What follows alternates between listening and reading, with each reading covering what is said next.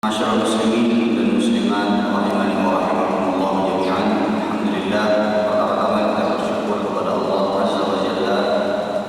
Alhamdulillah, setelah sekian lama kita kembali berkumpul bertemu di kajian subuh Ahad yang semoga Allah Subhanahu wa taala menerima seluruh amal ibadah kita dan semoga Allah Subhanahu wa taala senantiasa selalu menjadikan kita di dalam perlindungan Allah Subhanahu wa taala dari segala macam keburukan dunia dan keburukan yang semoga kita terhindar kelak di akhirat.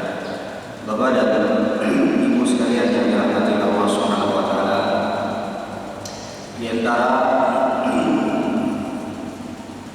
yang disebutkan oleh Rasulullah SAW dalam sebuah hadis yang berkaitan dengan alam malaikat atau yang berkaitan dengan keberadaan para malaikat-malaikat Allah Subhanahu wa taala di sekitar kita adalah dalam sebuah hadis yang sahih diriwayatkan oleh Imam Al-Bukhari. Rasulullah SAW menyebutkan tentang waktu malaikat-malaikat Allah Subhanahu wa taala itu diantaranya berada di sekitar kita, kemudian naik mengangkat apa yang kita kerjakan atau catatan dari apa yang kita kerjakan sehari-hari. Jadi setiap hari itu Bapak Ibu sekalian yang dirahmati oleh Allah Subhanahu wa taala, para malaikat-malaikat Allah itu naik melaporkan setiap apa yang kita kerjakan kepada Allah Subhanahu wa taala. Jadi ada yang bisa kita sebut sebagai catatan harian para malaikat-malaikat Allah. Dan tidak ada yang luput dari catatan harian para malaikat-malaikat Allah. Dalam hadis tersebut Rasulullah SAW menyebutkan, "Yata'aqabuna fikum malaikatun bil-laili wa malaikatun bin-nahar." Kata Rasulullah SAW, malaikat-malaikat Allah itu bergantian. Ada yang tugasnya menjaga dan mencatat amalan seorang hamba. Jadi semua amalan kita ini diperhatikan, dicatat, dilaporkan oleh para malaikat-malaikat Allah setiap hari. Kata Rasulullah SAW, "Yata'aqabuna fikum malaikatun bil-laili wa malaikatun bin-nahar." Ada para malaikat-malaikat Allah yang tugasnya mencatat pada malam hari, ada yang tugasnya mencatat pada siang hari. Jadi subhanallah Bapak Ibu sekalian yang dirahmati Allah Subhanahu wa taala. Allah Subhanahu wa taala untuk menjadikan malaikat itu bergantian, silih berganti setiap hari. Dan waktu bergantian malaikat-malaikat Allah siang dan malam ini tepatnya adalah pada sholat subuh dan pada sholat asar. Ulangi, waktu bergantian para malaikat-malaikat Allah ini adalah pada waktu subuh dan pada waktu asar. Rasulullah SAW menyebutkan, "Wa yajtami'una fi salati asri wa salati fajri."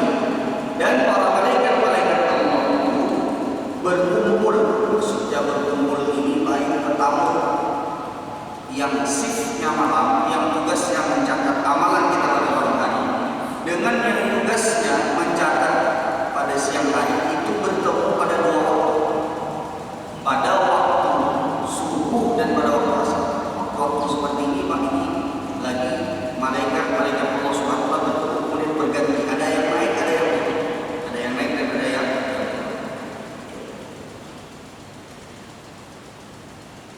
Tsumma ya'ruju alladziina batu fikum fayas'aluhum wa huwa a'lamu bihim.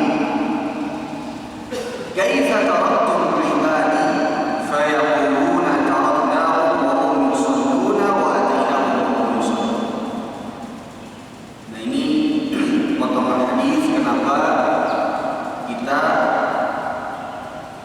seharusnya sadar bahwa waktu subuh dan waktu asar itu, khususnya waktu sholat subuh dan waktu sholat asar itu begitu penting untuk kita semua.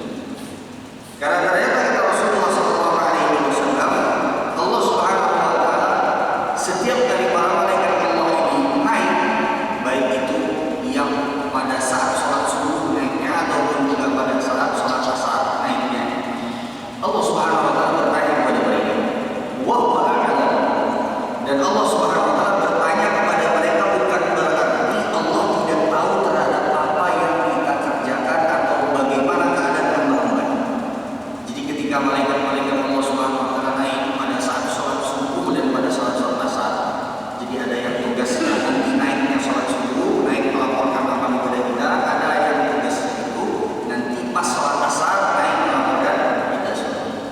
Dan Allah bertanya kepada setiap daripada malaikat-malaikat Allah yang naik. Dan bukan berarti ketika Allah bertanya Allah tidak tahu. Allah Maha tahu. Bahkan Allah Subhanahu wa taala Maha tahu terhadap apa yang akan kita kerjakan sebelum kita mengerjakan. Tapi di sini hikmahnya. Rasulullah SAW menunjukkan kepada kita ternyata Allah Subhanahu wa taala bertanya tentang apa yang kita kerjakan pada saat sholat asar dan pada saat sholat subuh. Jadi betapa beruntungnya orang-orang yang ketika mereka ditanyakan oleh Allah keadaannya sedang dalam keadaan sholat. Beruntung sekali orang-orang yang ketika Allah Subhanahu wa taala bertanya tentang bagaimana hamba si fulan, lalu kata malaikat Allah Subhanahu wa taala di dalam hadis ini disebutkan taraknahu wa hum yusalluna wa atainahu wa hum yusallun. Ya Allah, kami tinggalkan mereka pas kami naik tadi, ya Allah, fulan sedang sholat. Pas kami turun biasanya fulan juga sedang sholat. Karena kan bergantiannya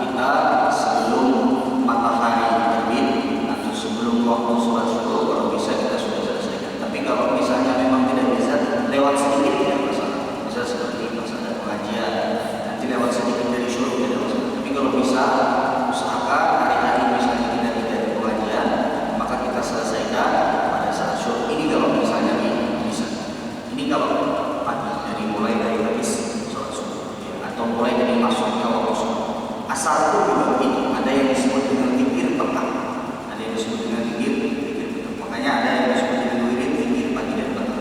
Nah, Bapak Ibu sekalian yang dirahmati Allah Subhanahu wa taala, pada kesempatan subuh ini ulun akan menyebutkan beberapa zikir yang bisa kita baca pada saat pagi dan petang.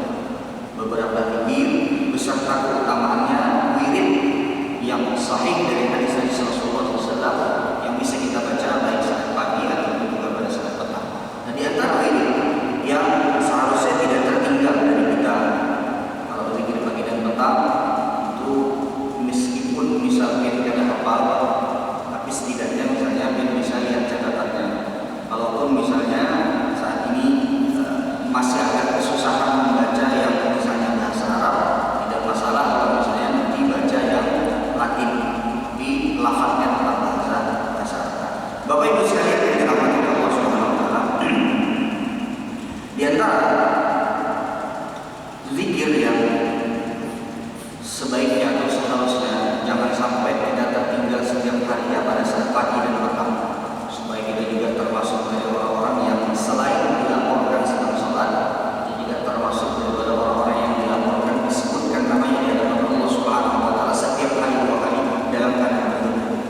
Ya, semua kita bisa amalkan zikir pagi dan petang tersebut. Nah, yang pertama, Bapak Ibu sekalian yang dirahmati Allah Subhanahu wa taala, ya, di antara zikir yang bisa kita baca dan usahakan yang berkaitan dengan zikir-zikir yang dari Al-Quran, di antaranya adalah yang akan kita sebutkan ini usahakan yang pertama, di antara zikir yang bisa kita baca pada saat pagi dan petang adalah zikir yang bacaannya adalah ayat kursi. Bacaannya adalah ayat kursi. Allahu la ilaha illa huwal hayyul qayyum la ta'khudhuhu sinatun wa la nawm lahu ma fis samawati wa ma fil ardh sampai selesai. Sampai sebelum yakin insyaallah hampir lama sekali. Nah, apa fungsinya Bapak Ibu sekalian yang dirahmati Allah Subhanahu wa taala? Zikir ayat kursi ini kita baca pada saat subuh dan pada saat petang. Di antara fungsinya adalah dalam sebuah hadis Rasulullah sallallahu alaihi wasallam, atau dalam sebuah hadis yang diriwayatkan oleh Imam An-Nasa'i. Berulang dalam sebuah hadis yang diriwayatkan oleh Imam An-Nasa'i, dan hadis ini juga diriwayatkan oleh Imam At-Tabrani dan dinyatakan sahih oleh Syekh Al-Albani dalam Sahih At-Targhib wa Tarhib. Pada suatu ketika terjadi pada salah seorang sahabat yang bernama Ubay bin Ka'ab radhiyallahu taala. Ini ada sebuah cerita Bapak Ibu sekalian dari Allah yang terjadi pada sahabat Nabi Ubay bin Ka'ab radhiyallahu taala. Ubay bin Ka'ab radhiyallahu taala. Ubay bin Ka'ab. Jadi riwayat ini ada beberapa, ada yang menyatakan ini terjadi pada sahabat Abu Hurairah, ada yang menyatakan terjadi pada sahabat Ubay bin Ka'ab radhiyallahu taala. Namun kita ambil riwayat yang menyatakan perkara ini terjadi pada sahabat Ubay bin Ka'ab radhiyallahu taala. Ubay bin Ka'ab radhiyallahu taala, beliau punya semacam seperti gudang kurma, kayak semacam penyimpanan makanan yang isinya kurma, gudang kurma. Kemudian setelah itu, setelah dicek setiap hari, kurma tersebut berkurang sedikit demi sedikit. Kurmanya berkurang sedikit demi sedikit.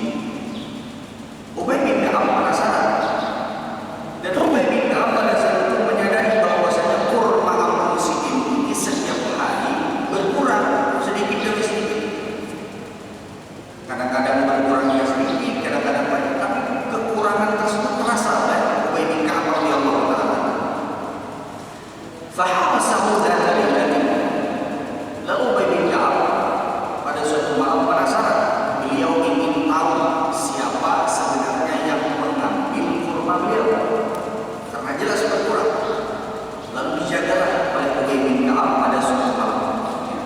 Fa idza huwa bidayatu shibbil ghulam al-muhtalim fasallama alaihi faradda alaihi salam faqala ma anta jinniyun am insiyyun. Tiba-tiba Bapak Ibu sekalian yang dirahmati Allah, Ubay bin Ka'ab didatangi oleh seorang anak yang masih kecil. Halus saja baik orangnya yang mendatangi Ubay bin Ka'ab. Malam-malam kadang gelap, datanglah seorang anak kecil yang bentuknya kata Ubay bin Ka'ab anak kecil. Datang kemudian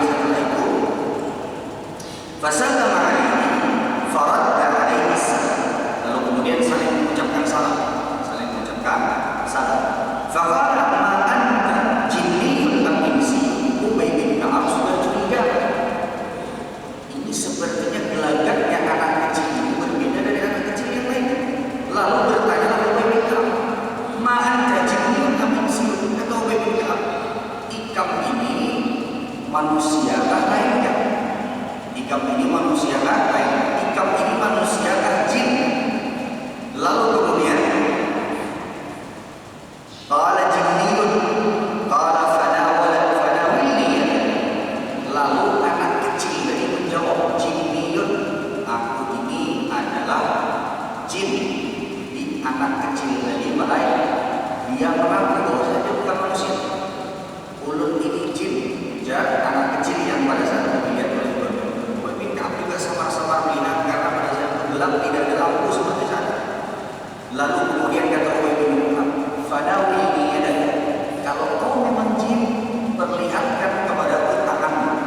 Perlihatkan kepadaku tanganmu. Hendak bersalaman Ubay bin Ka'ab. Lalu kemudian setelah itu fadawalahu yadahu fa idza yadahu yadu kalbin wa syaqahu syaqahu. Lalu kemudian anak kecil tadi yang bentuknya anak kecil atau posturnya seperti anak kecil, setelah diminta oleh Ubay bin Ka'ab untuk menjulurkan tangannya, dijulurkanlah oleh anak kecil dari tangannya. Kata Ubay bin Ka'ab, aku betul-betul melihat bahwasanya tangannya ini persis seperti tangan anjing dan ada bulunya. Subhanallah. Kemudian malam-malam kira-kira malah berjaga malam didatangi oleh rekan-rekan halus.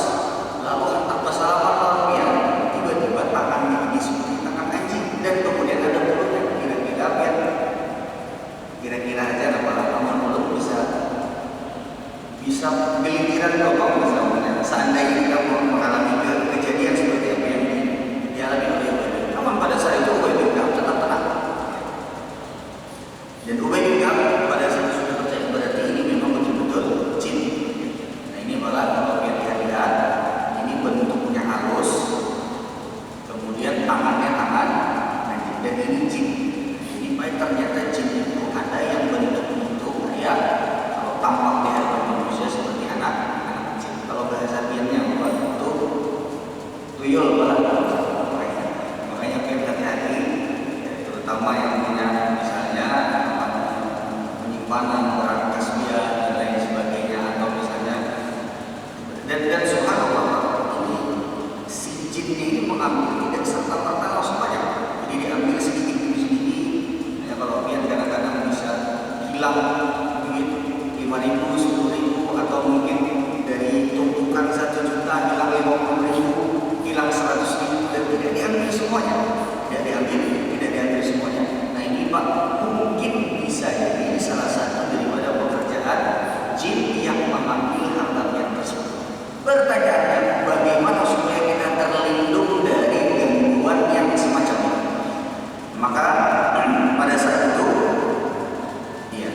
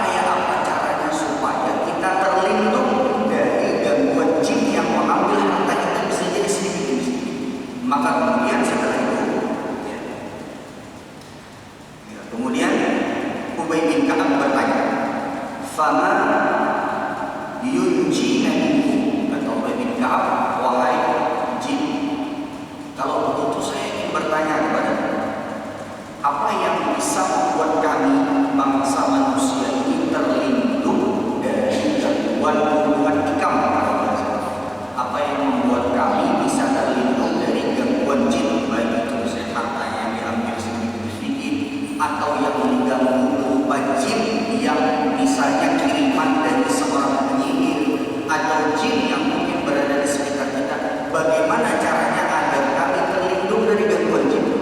Kemudian kata jin tersebut, ya, qala hadhihi al-ayat allati fi suratil Baqarah man talaba hina yumsi ujira minha hatta yusbih wa man talaba hina yusbih ujira minha hatta yumsi.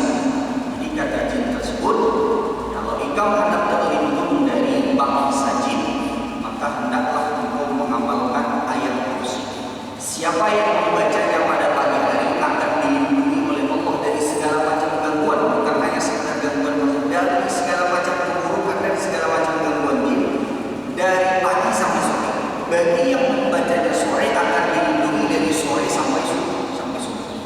Jadi malam lagi kata jin tersebut, dia berkata kepada Ubay bin Ka'ab, kami paling tidak bisa mengganggu orang yang subuh harinya membaca ayat kursi, dan paling tidak bisa mengganggu orang yang membaca ayat kursi pada saat sore sampai subuh. Maksudnya kalau yang sekali saja yang membaca pada saat subuh sampai sore dia akan terlindung, termasuk harta dia, keluarga dia, istrinya, anaknya juga akan terlindung. Apalagi si istri, si anak itu juga membaca ayat kursi yang sama. Kalau dia membacanya sore sekali saja dia membacanya sampai subuh, nanti dia akan mendapatkan perlindungan dari Allah Subhanahu wa Ta'ala. Ubay bin Ka'ab kemudian setelah itu pada pagi harinya bertanya kepada Rasulullah SAW, Rasulullah, ulun malam tadi dapat kejadian seperti ini, diceritakan oleh Ubay bin Ka'ab. Lalu kemudian kata Rasulullah SAW, sadaqal khabith, jin yang datang tadi malam itu bukanlah jin yang baik, tapi yang dikatakannya itu benar. Maksudnya yang dikatakannya benar itu adalah orang-orang yang membaca ayat kursi pada saat subuh terlindung sampai sore, orang yang membaca ayat kursi sore terlindung pada saat subuh, terlindung sampai subuh, kata Rasulullah SAW, itu benar adanya. Jadi ini diiyakan oleh Rasulullah SAW. Jadi malah bagi dia yang misalnya ingin rumahnya terlindung, hartanya terlindung, kemudian juga keluarganya terlindungi dari jin, dari gangguan-gangguan yang semisalnya, yang mungkin bisa jadi tidak kita sadari keberadaan mereka, maka jangan tinggal ayat kursi. Ini yang pertama. Berapa menit lagi, Bang? Ya, mungkin kita lanjutkan satu atau dua hadis. Ini yang pertama, itu tadi ayat kursi. Usahakan pada jangan tertinggal biar waktunya subuh dan juga pada petang. Yang kedua, Bapak Ibu sekalian yang dirahmati oleh Allah Subhanahu wa Ta'ala,